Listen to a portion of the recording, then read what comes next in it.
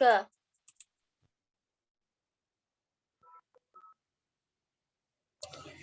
Assalamualaikum warahmatullahi wabarakatuh. Di sini kami dari kelompok 4 akan mempresentasikan tentang memahami religiusitas di kalangan konsumen muslim. Next. Anggota kelompok kami terdiri dari saya sendiri, Karunia Nindi, kemudian ada Intan Warda Karisma, dan yang terakhir ada Lila Maudi Astarina. Next.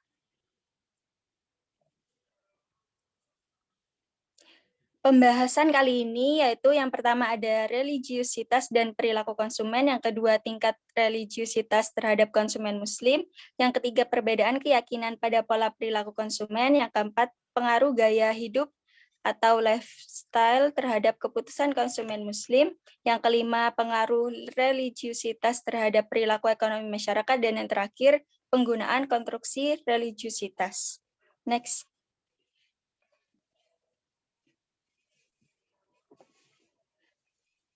Yang pembahasan selanjutnya ada pertimbangan konteks Islam, kemudian dimensi religiusitas, dan yang terakhir ada konstruksi religiusitas Islam.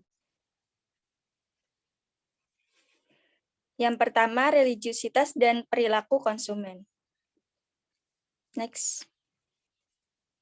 Religiusitas adalah suatu simbol sistem keyakinan, nilai, dan perilaku yang memusatkan berbagai persoalan duniawi yang keseluruhan maknanya disimpulkan dalam suatu keyakinan yang hakiki. Nah, religiusitas ini memiliki dimensi religiusitas yang meliputi next. Ya, di mana Glock dan Strack mengemukakan bahwa ada beberapa dimensi dalam religiusitas, yaitu keyakinan, ritual, pengalaman, dan pengetahuan. Pengukuran lainnya dalam mengukur religiusitas yaitu dengan menggunakan 4 dimensi, yaitu ada frekuensi keterlibatan seseorang dalam kegiatan ibadah dan doa, kemudian ada pilihan dan frekuensi hubungan seseorang dengan orang lain, yang ketiga penerimaan intelektual terhadap doktrin keagamaan, dan yang terakhir hubungan seseorang dengan Tuhan melalui meditasi. Nah, dalam pengukuran dimensi lain ada empat dimensi lain yang berupa yang pertama itu kepercayaan, kemudian pengetahuan, yang ketiga praktik, dan yang terakhir pengalaman. Nah, dari keempat dimensi ini dapat dilihat bahwa semakin tinggi dimensi yang diperoleh dari keempat dimensi tersebut, maka dapat dilihat pula tingkat religiusitas seseorang. Next. Selanjutnya, perilaku konsumen merupakan suatu aktivitas manusia yang berkaitan dengan aktivitas membeli dan menggunakan produk barang dan jasa dengan memperhatikan kaidah ajaran Islam dan berguna bagi kemaslahatan umat. Nah, sedangkan dalam perilaku ekonomi, dalam ilmu ekonomi itu, perilaku ekonomi sendiri meliputi 3 aspek, yaitu produksi, konsumsi, dan distribusi. Nah, untuk yang perilaku konsumen sendiri dalam melakukan konsumsinya itu manusia didorong oleh motif tertentu untuk melakukan suatu tindakan seperti membeli sesuatu atau membeli makanan misalnya. Nah, sebelum membeli makanan tersebut kan kita sebagai manusia memiliki rasa lapar atau disebabkan rasa lapar sehingga kita membeli makanan tersebut. Next.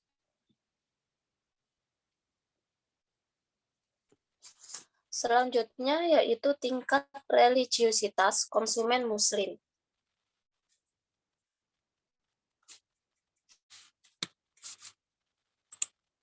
Nah, religiusitas ini biasanya dikesampingkan dalam menentukan perilaku konsumen, meskipun di banyak bagian dunia agama mempengaruhi perilaku konsumen dan sikap melalui seperangkat aturan dan regulasi.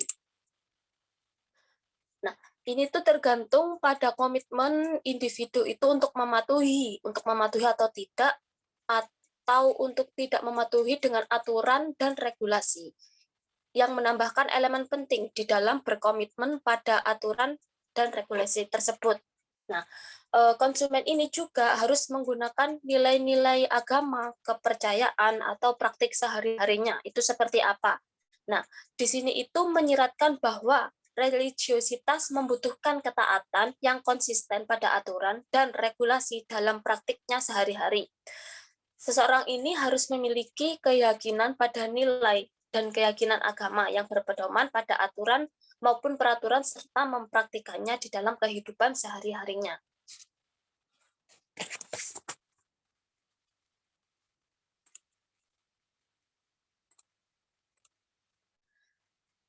Kemudian ada perbedaan keyakinan pada pola perilaku konsumen. Di dalam religiusitas ini merupakan komponen yang sangat penting karena perilaku konsumen ini dapat diprediksi dengan komitmen mereka untuk mematuhi aturan dan peraturan agama mereka sendiri atau agama mereka masing-masing. Namun, tingkat komitmen dari konsumen ini mungkin berbeda dari satu individu maupun individu lainnya berdasarkan latar belakang pendidikan, usia, atau etnis. Ada pula yang mereka itu meskipun mempunyai agama tetapi tingkat religiusitasnya itu standar atau biasa saja. Ini menyiratkan bahwa tingkat komitmen atau ketaatan pada perangkat hukum atau peraturan agama bervariasi antar individu. Oleh karena itu, akan berbeda antara contohnya dari penganut yang sangat menganut sekali, kental sekali dengan agama maupun yang biasa saja itu. Religiusitas ini adalah bidang yang penelitiannya penting yang berkembang pesat di era sekarang ini di dalam memahami perilaku konsumen.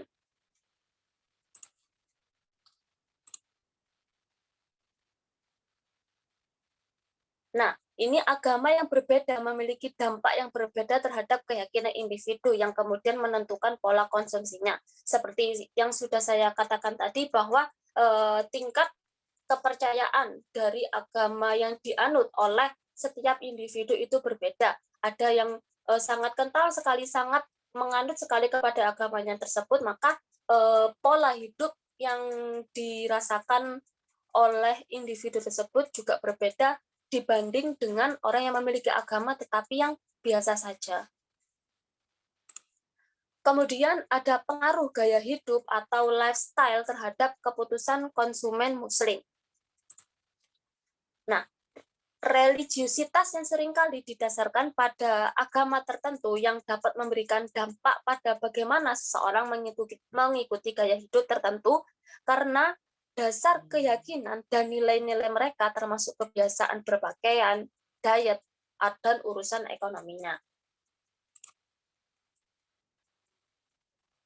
Nah, hal ini itu mencerminkan dari aktivitas, minat, dan pendapat seseorang, serta variabelnya.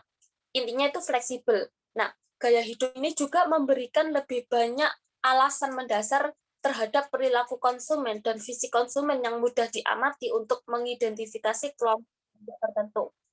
Hal ini bagi seorang pemasar ini juga harus mengikuti tren-tren gaya hidup sementara dari target kemudian diaplikasikan di dalam pengembangan produk, maupun dari segi produknya itu seperti apa, desainnya itu seperti apa, kemudian komunikasi pesan yang disampaikan agar si konsumen itu paham itu seperti apa, maupun dari strategi promosinya.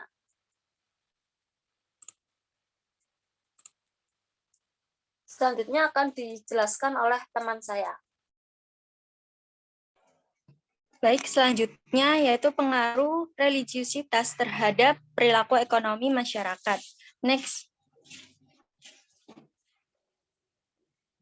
Pengaruh religiusitas terhadap perilaku ekonomi ini dibagi menjadi 3 tingkat, yaitu yang pertama ada tingkat religiusitas berupa menginternalisasikan nilai-nilai agama dalam diri seseorang yang berdasarkan beberapa dimensi dan dijadikan alat ukur tingkat religiusitas seseorang.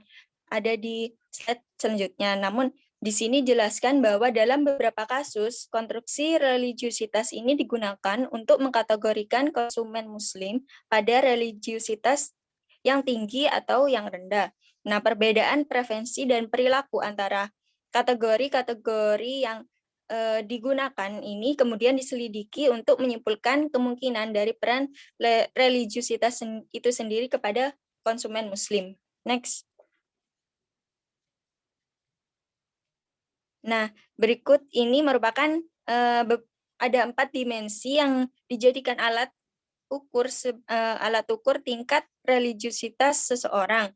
Yang pertama yaitu dimensi asosiasional, yaitu frekuensi keterlibatan seseorang dalam kegiatan ibadah dan doa. Yang kedua ada dimensi komunal, yaitu pilihan dan frekuensi hubungan seseorang dengan orang lain. Dan yang ketiga itu dimensi doktrinal ortodoksi, yaitu penerimaan intelektual terhadap doktrin keagamaan. Dan yang terakhir dimensi devotionalisme, hubungan seseorang dengan Tuhan melalui meditasi. Nah, dari keempat ini dapat dilihat bahwa dapat diukur bahwa tingkat religiusitas seseorang itu apakah tinggi apakah rendah gitu. Next. Yang kedua yaitu tingkat perilaku ekonomi masyarakat, di mana setiap perilaku manusia itu didorong oleh motif tertentu untuk melakukan suatu tindakan, dan tindakan manusia pasti ada yang melatar belakanginya, yaitu ada keyakinan dan juga pemahaman. Nah, untuk tingkat perilaku ekonomi masyarakat ini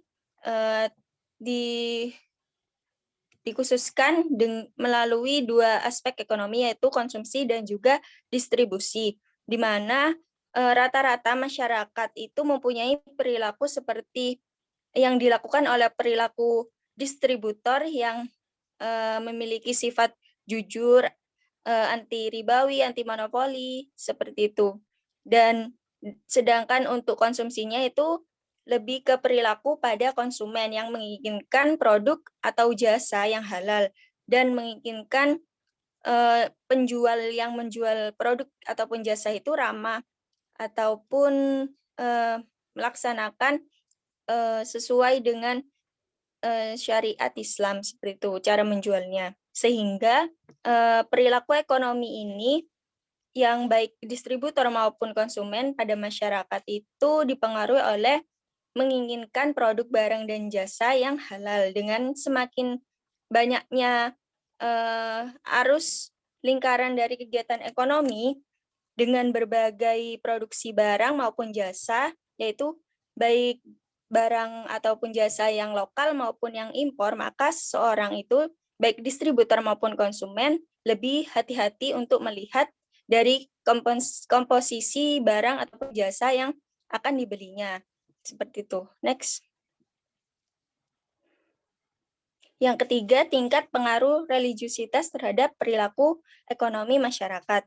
Nah, semakin tinggi seseorang dalam mengaplikasikan pemahaman agamanya atau religiusitas, maka akan semakin tinggi pengaruhnya terhadap perilaku ekonomi yang dilakukan. Next. Selanjutnya yaitu penggunaan konstruksi religiusitas. Next.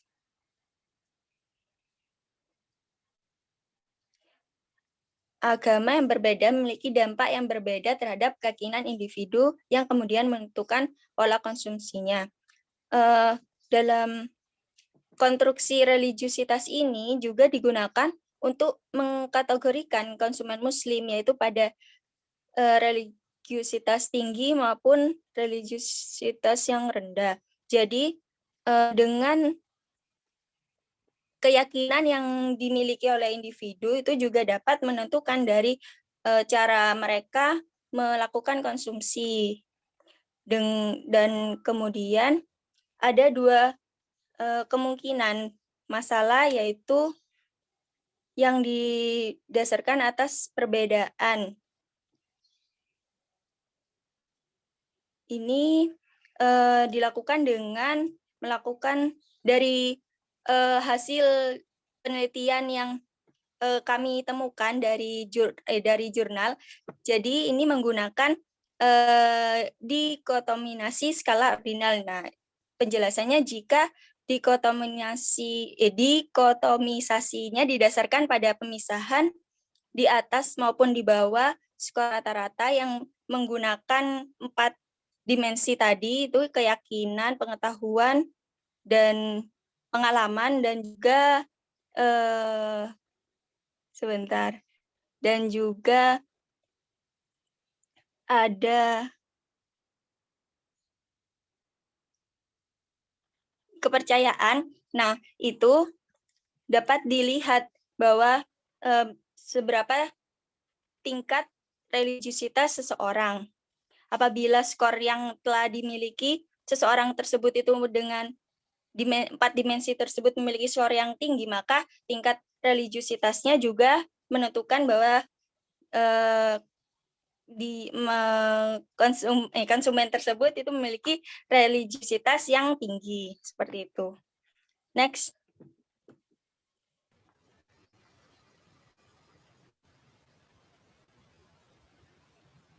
Selanjutnya yaitu yang ketujuh, yaitu pertimbangan konteks Islam. Next.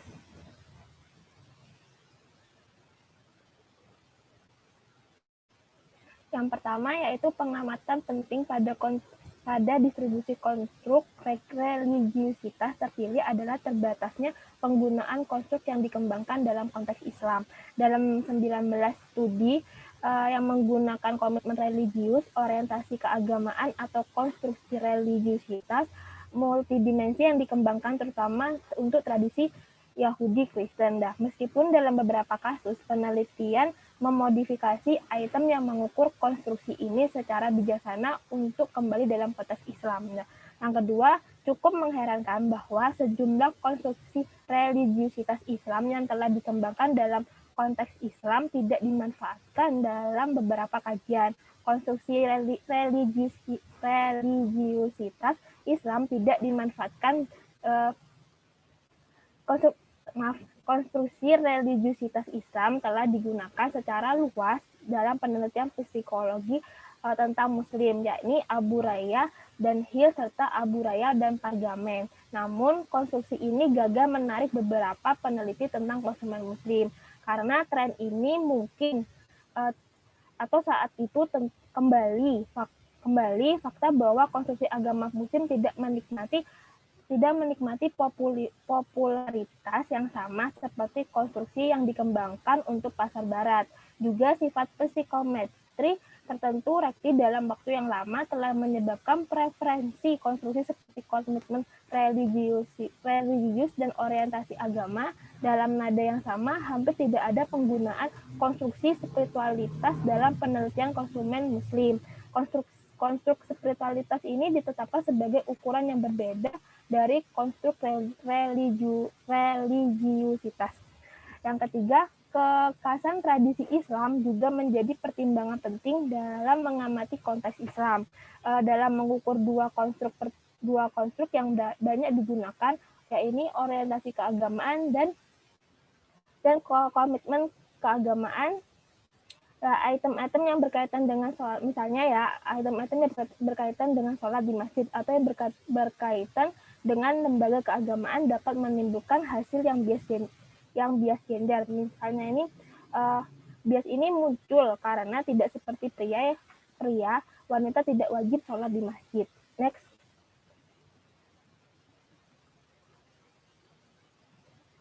Selanjutnya yang ke-8 yaitu dimensi religiusitas. Next. Menurut Block dan Starr terdapat 5 dimensi, yakni yang pertama dimensi keyakinan. Dimensi ini berpegang teguh pada pandangan teologis tertentu mengakui kebenaran doktrin tersebut. Setiap agama mempertahankan kepercayaan di mana para penganut diharapkan taat. Dimensi ini mencakup hal-hal seperti keyakinan terhadap rukun iman, percaya keesaan Tuhan, pembalasan di hari akhir, surga dan neraka, serta percaya terhadap masalah-masalah gaib yang diajarkan oleh agama. Yang kedua yaitu dimensi agama. yaitu dimensi ini dapat diketahui dari sejauh mana tingkat kepatuhan seseorang dalam mengerjakan kegiatan-kegiatan ibadah sebagaimana yang diperintahkan oleh agamanya. Dimensi ibadah ini juga berkaitan dengan frekuensi, intensitas, dan pelaksanaan ibadah seseorang. Yang ketiga yaitu dimensi ihsan penghayatan. Setelah memiliki keyakinan yang tinggi dan melaksanakan ajaran agama, baik berupa ibadah maupun amalan, dapat dalam tingkatan yang optimal, maka tercapailah situasi ihsan. Dimensi ihsan berkaitan dengan beberapa jauh seorang merasa dekat dan dilihat oleh Tuhan dalam kehidupan sehari-hari. Dimensi ini mencangkup pengalaman dan perasaan dekat dengan Allah, perasaan nikmat yang dalam melaksanakan sholat. Yang keempat yaitu dimensi pengetahuan. Aspek ini berkaitan dengan pengetahuan dan pemahaman seseorang terhadap ajaran-ajaran agamanya. Orang yang beragama paling tidak harus mengetahui hal-hal pokok dasar keyakinan, dan dalam Al-Quran merupakan pedoman hidup sekaligus sumber pengetahuan. Hal tersebut dapat dipahami bahwa sumber ajaran agama Islam sangat penting agar religiusitas seseorang tidak sekadar atribut, maka aspek ini meliputi 4 bidang, yaitu akidah, ibadah, akhlak, dan pengetahuan Al-Quran dan hadis. Yang kelima, yaitu yang terakhir, dimensi konsekuensi. Dimensi ini menunjukkan seberapa besar perilaku muslim atau perilaku muslim dipengaruhi oleh ajaran-ajaran agama. Dimensi ini tercermin dalam perilaku seseorang yang bertakwa dengan menjalankan perintahnya dan menjauhi larangannya, yang meliputi perilaku suka menolong, bersedekah, berlaku adil pada orang lain, jujur dan tidak melakukan korupsi, tidak minum yang keras dan tidak berjudi dan lain sebagainya. Next.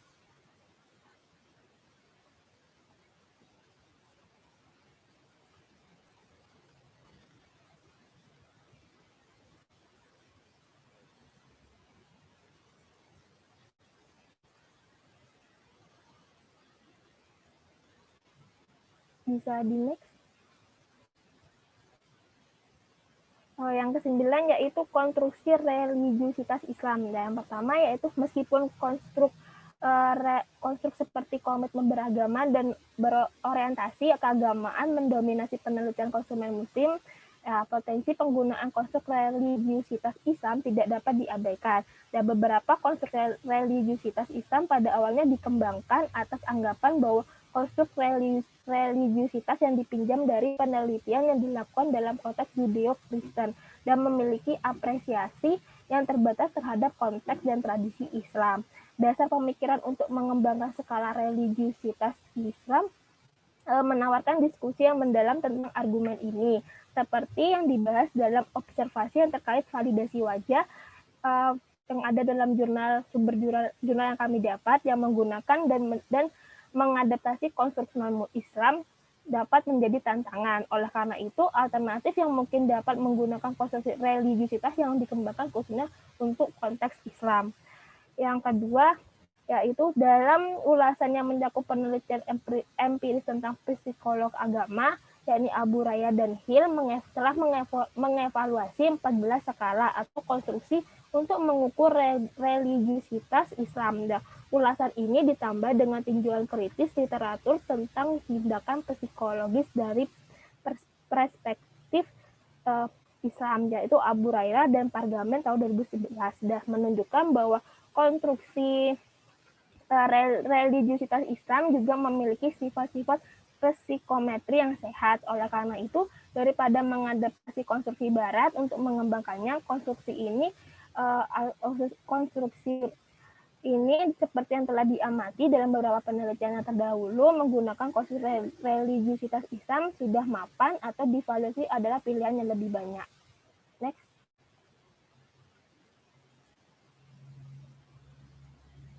Baik, sekian presentasi dari kelompok kami. Apabila ada yang ingin ditanyakan, bisa melalui kolom yang telah atau tempat yang telah disediakan. Sekian dari kelompok kami. Wassalamualaikum warahmatullahi wabarakatuh.